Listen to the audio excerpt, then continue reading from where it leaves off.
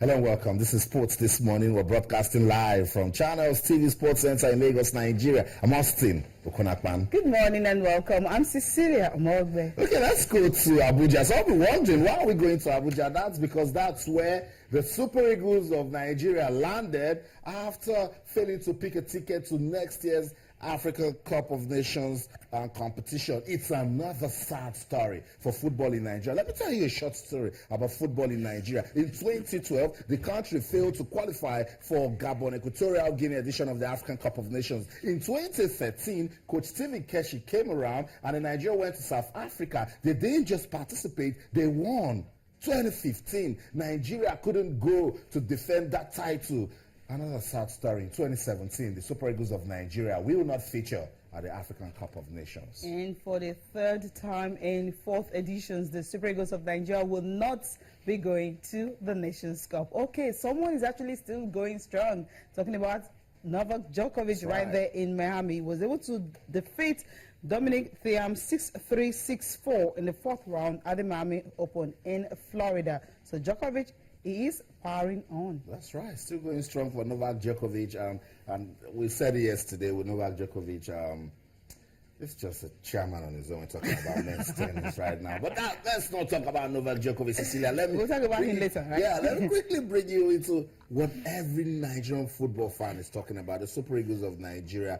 You told me you didn't like the lineup you saw yesterday. Coach Samson Siasia is in charge of this team. He understands the sort of players he needs to put out there. But in the end, Nigeria will not feature at the African Cup of Nations. Yeah, you know, why I said I didn't like it, because, you know, I actually put you and, of course, Shola on the sports. Yesterday, we were talking about the formation we're expecting. I was like, if I was the coach, I mean, if you make a mistake in the first game, sometimes I have a way of actually trying to get back at you to understand what you've done. So I felt, okay, some defenders were actually sleeping when that last goal came in.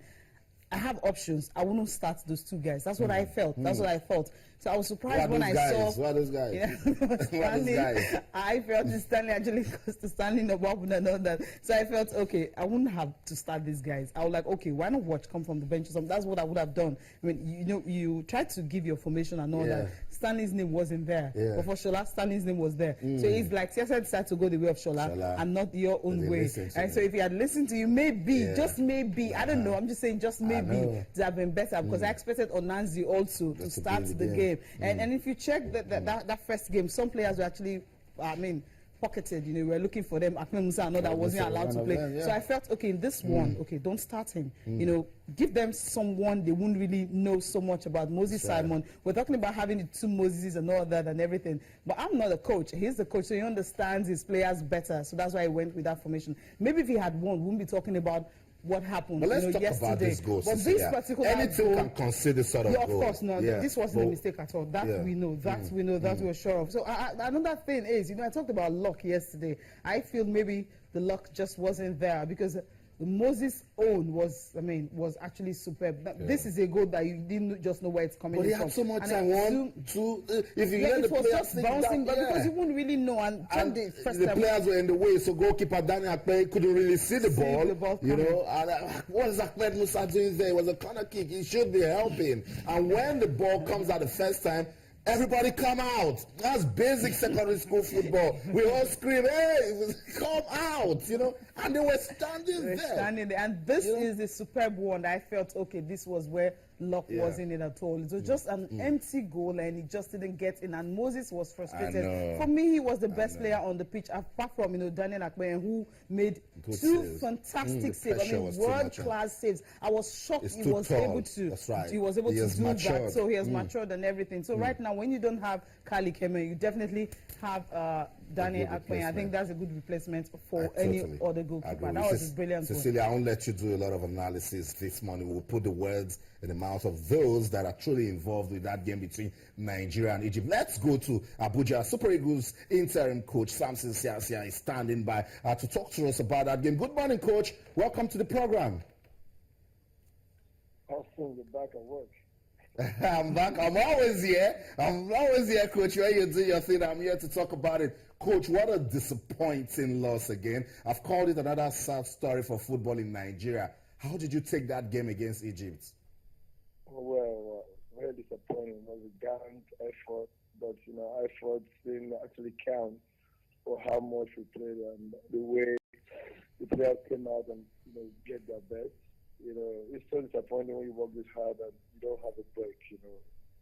All the time I've been listening to what you guys said. Of course, when the ball moves out, everybody has to move up to make sure this guy cannot have a shot at goal. But we didn't do that. But it's just give us like 9 days with these boys. I'm playing like this. Trust me, they've not done that bad at all. I'm so proud of them. I'm only sad because Nigeria has so much hope in these boys. These fans are awesome. They came out and supported, and we couldn't give them what they wanted. I'm disappointed. I know they're not happy, but this is football. Sometimes we'll just need to learn from what actually happened. That was a clumsy goal. I guess they were a little bit lucky than we are. We could have won it in Nigeria and last minute they scored against us. So to me, I thank the boys for putting up such a good fight. They didn't give up. They went out there and did the best that they could. Sometimes the best is not good enough. That was it. I apologize on behalf of the players, and I want to thank the FA for the great opportunity they gave me to be where I am right now. I just went out to do what I thought would be possible. We give our best, and I guess that's it. It's not good enough. Okay, now, what positive will you take from this game? Because you're praising the players, their efforts, their team spirit was wonderful. What positive will you take from this game? Well, this is a young team that's coming.